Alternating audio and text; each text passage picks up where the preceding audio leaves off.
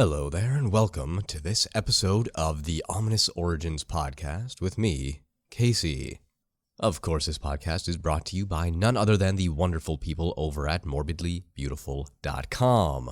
Head over on to Morbidly Beautiful to check out their great assortment of horror content. Everything you want, from interviews to reviews, introspective, retrospective, top 10 lists, whatever you want, they have it.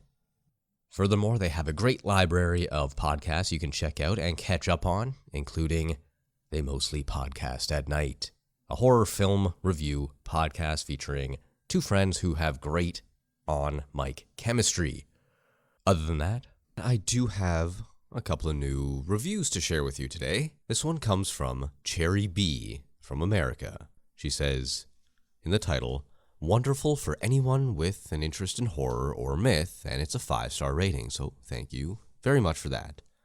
She wrote, "I've only listened to a few episodes so far, but can already tell this is one of my new favorite podcasts. It's incredibly well researched and satisfying to listen to.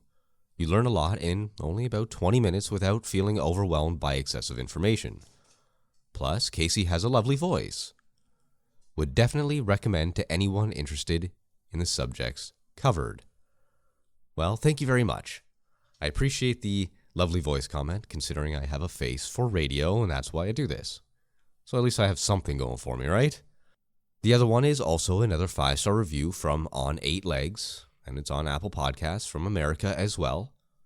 And this person writes, "Quick and delightful. Really enjoyed the topics. Lots of great info packed in easily bingeable episodes. Great content." I'm starting to see a theme with these reviews where they are enjoying that it's nice and short, not overwhelming, not very long. And I appreciate your comments. It's like waking up on Christmas morning being 5 years old again. The best way to make any podcaster's day is to leave a review. So once again, thank you to you two for taking the time to tell me what you think. It means a whole lot, as I've already said. But that is all I have for you right now, so let's get on to the podcast itself. Ominous. Ominous. It is an adjective. Sounds like someone breathing.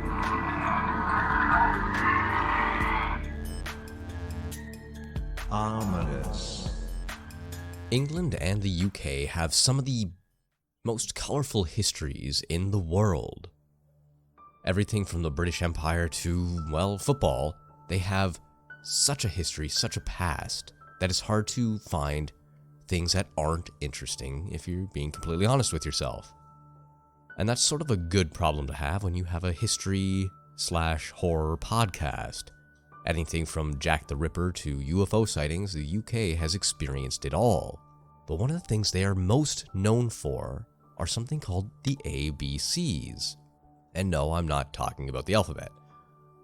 I'm talking about something called alien big cats. Now you may be thinking, well, what is that, like a giant 6-headed alien with tentacles for arms as opposed to paws and talons that come out of their eyeballs? Not so much. Think of alien in the more realistic term, such as like an illegal alien, somebody who doesn't belong in a certain place. And that's what these cats are. They're more of exotic cats, big cats like leopards or jaguars, that somehow end up in the plains of the UK. And there are a few of them out there, both plains and the big cats. But the one we're going to look at today is called the Beast of Bodmin Moor. Now, anybody from the UK region probably is somewhat familiar with the area in question. It has a very rich history dating back to King Arthur's time. It's full of rock croppings similar to that of Stonehenge, and it has a very deep history and dark beauty to it as well. It's a very famous photograph spot, but it also holds a lot of dark energy. So before we get into the beast itself, let's take a little look at what Bodmin Moor actually is and some of its history. Now, a lot of this information is going to come from cornwalls.co.uk, and what better place to get your information from than the source itself. It describes Bodmin Moor as such. It's one of Cornwall's designated areas of outstanding natural beauty, is a remote, bleak heather, covered upland, granite moorland, and still grazed by moorland ponies and bisected by the main A30 road. North of the A30 lie Cornwall's two highest peaks, rough tor, and the slightly taller brown willy, which reaches a height of 420 meters or about 1,377 feet, and that's above sea level. More than 100 Bronze Age hut circles have been excavated on the slopes of Rough Tor, along with the Neolithic Tor enclosure and the foundations of a medieval chapel. The wild and windswept High Moor is also home to Cornwall's highest church, located in the village of St. Breward, starting point of the Camel Trail. Manor Common, near the attractive village of Blisland, was first recorded in the Domesday Book, and the area is home to a couple of Cornwall's more interesting stone circles, the Trippet Stones and the Stripple Stones Henge, as well as the 10-foot-high Jubilee Rock and a peculiar arrangement of stones known as King Arthur's Hall. South of the A30 lies the Sibleback Lake, one of Cornwall's best locations for inland water sports, offering tuition, equipment for hire, and an informal campsite. Sibleback and its creepy little sister, Doesmerry Pool, where many believe King Arthur's sword Excalibur still lurks, are easily accessible from Bolventor, site of the famous Jamaica Inn, which featured in the Smuggler's Tale of the same name by Daphne du Maurier. Legends and ghost stories abound on Bodmin Moor, while countless reports of a Black Panther-like big cat have been given rise to a phenomenon called the Beast of Bodmin Moor, the topic of today's podcast, and it has been known to savage livestock in the dead of night. A little bit more history here. Bodmin Moor was densely populated during the Bronze Age, and numerous fascinating archaeological remains have been uncovered, including the impressive Bronze Age cairns on the slopes of Brown Jelly, the remains of more than 50 Neolithic hut circles on Leskernick Hill, and the impressive Trethevi Quoit near the village of Minions.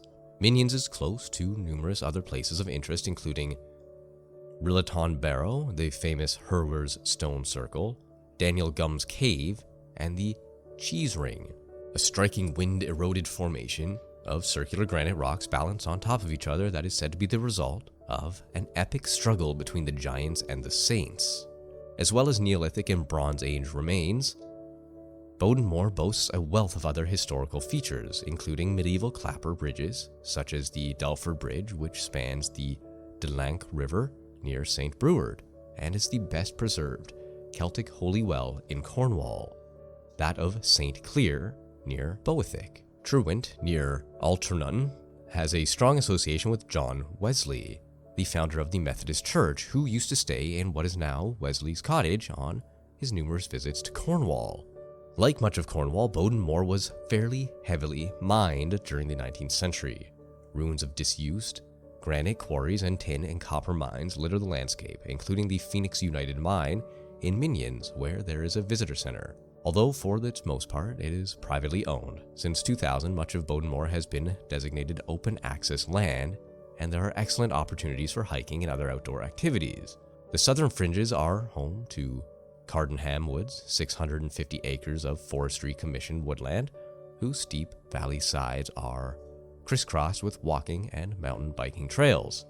The popular and much visited Goliath Falls lies on the road between Bolventor and St. Neot, where longer trails include Mark Camp's Copper Trail, a 60-mile, 10-day round trip of the entire moor. So now that we have a bit of history and a bit of information on Bodmin Moor and what makes it so important to history and what happened there and all the lores and myths that are associated with it, we can talk a little bit more about the beast who roams the plains of Bodmin Moor.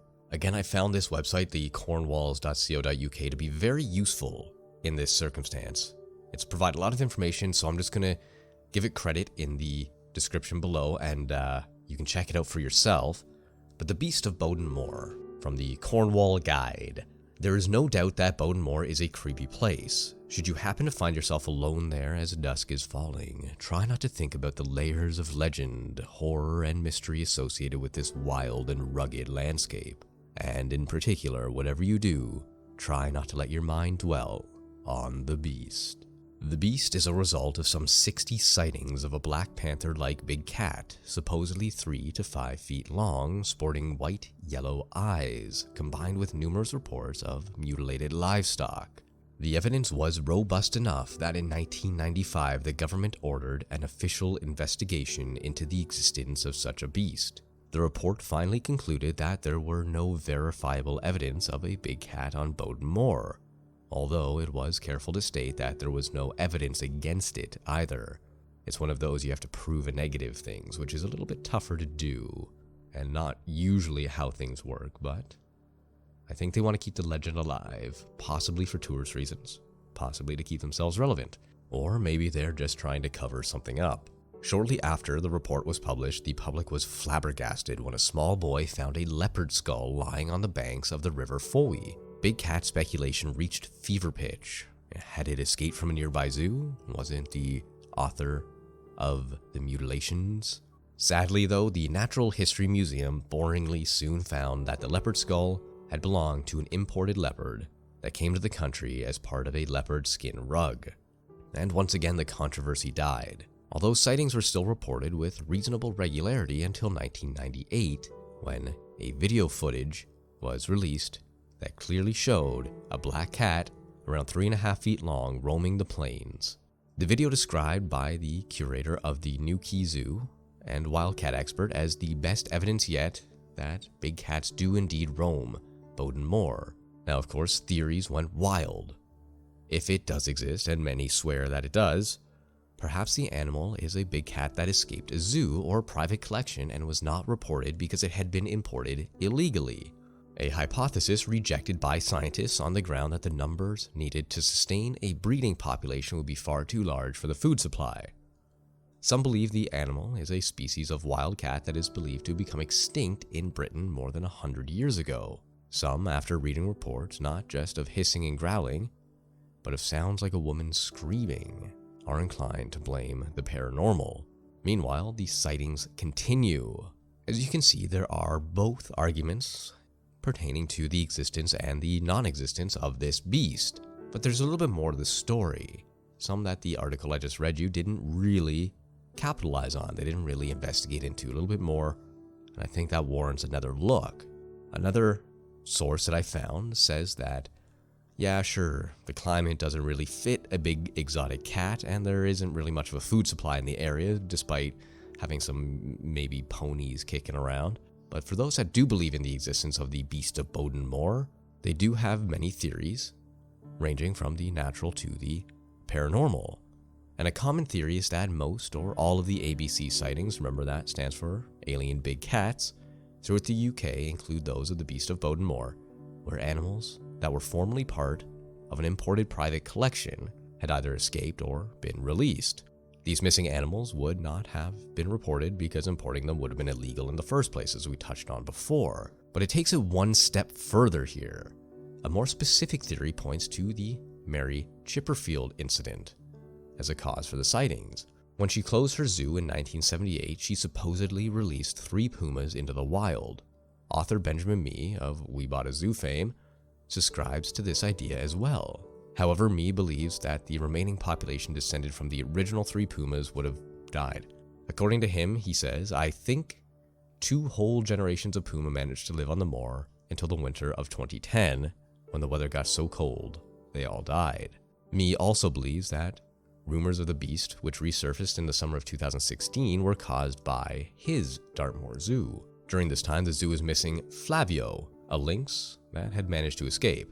Flavio was recaptured a few weeks later, but possibly spotted and misinterpreted as the beast of Bodmin Moor during his free time roaming. Another theory simply states that a species of wild cat believed to have gone extinct is in fact still alive in the region. The most bizarre explanation is that the beast is somehow supernatural, possibly owing to the sounds it reportedly makes. Again, they never really found any actual evidence of a big cat in the Bodmin Moor area. There was that video, but I saw a couple of screenshots from it. I couldn't find the exact video, but it just looked kind of like a big house cat, which is entirely possible. There are some big breeds of cats out there. Some evidence that may or may not be pertaining to this case also include some prints of a puma that were found in the area in 1997. It does suggest that there was at least one large cat active at the time, and that could go back to the Mary Chipperfield incident where she closed the zoo and let out a couple of pumas. Furthermore, in 2012, a local man and his wife discovered a corpse that was believed to be a possible beast specimen, but I couldn't find any more information on that other than just a slight blurb on a couple of websites. I don't know if they ever did any scientific testing or if they compared it or sent it away to a zoo for further autopsies, I'm not sure, but they did find something, and it could just be all a hoax. That is always a possibility in situations like this. All in all, this whole topic requires a little bit more research and more people to get interested in it, and that's sort of the problem we have with a lot of the cryptids that I look at. There's only a select few people who actually take them seriously and provide evidence, and then they all sort of share that evidence around, so you get the same perspective on every website you look at, or source, or documentary, so on and so forth. And that's kind of the case I fell into with this one.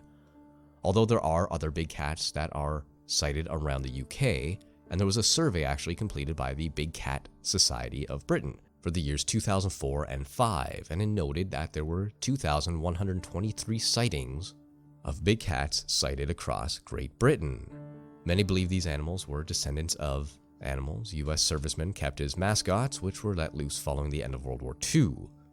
It's kind of a iffy theory, but I mean, if these animals found a way to survive, and we all know that nature has its way, it's not unheard of to hear about the spreading of foreign populations of animals in various places, not just the UK, but all over the world. Furthermore, all we have to do is look back at Great Britain's history of trading. Who knows how many different animals came through on those ships and boats back in the big trading days, when Britain was kind of an empire ruling almost all of the world at that point. We don't know what they imported. Not everything was accounted for, much like the illegal imports that the articles here talked about. It's not impossible that an exotic species of animal, such as a leopard or a puma, found its home on the plains of Great Britain in the UK. Maybe it didn't have a whole lot of food to survive on, so it learned to live off of field mice and birds. I mean, eventually that's all going to add up. It doesn't have to take down a gazelle to survive. It's entirely possible that it evolved and adapted to its surroundings. Now, yes, those sort of changes take thousands of years to get hold of, but you never know. Like I said, nature has a way of making itself known and survive through the weirdest and most complex situations. Their history even goes as far back as the Roman amphitheaters, when there was at least one in Britain during the 1st century AD occupation, and they had gladiator fights and chariot races, and we all know that gladiators fought large, predatory animals such as lions and tigers. You never know what happened. Maybe one got loose, maybe one evolved over the past, close to 2,000 years at this point, which is more likely than something from 1976 evolving to adapt. These are all just theories, of course. I don't have any concrete evidence either way of this beast roaming the moors of Bodmin, but you never know. There are things out there that we don't understand. And with over 2,000 sightings in just a year, there's got to be something to these tales. From Cornwall to Aberdeenshire in Scotland, there are sightings all over that hunk of land called the United Kingdom. This has been the Ominous Origins Podcast, and I'm Casey. If you like what you heard, please do leave a review on iTunes or Apple Podcasts, or even Stitcher. Any one of those I'll be very happy with, or anywhere you can find. Don't forget to join our Facebook page at Horror Shots, or follow me on Twitter at HorrorShotsProd, as in production, or even on Patreon for some new updated episodes of the Horror Shots minisodes featuring the history of demons. I have a couple up there now, and I plan on putting a few more up in the future, as well as a potential short film. There's a trailer up on there already on Patreon, which anybody can view. And if you are interested in seeing that in full, then join the Patreon. Of course, there's no obligation to, but if you do want to support the podcast, that is one of the best ways to do it. I hope you enjoyed today's episode, and I will be back next week.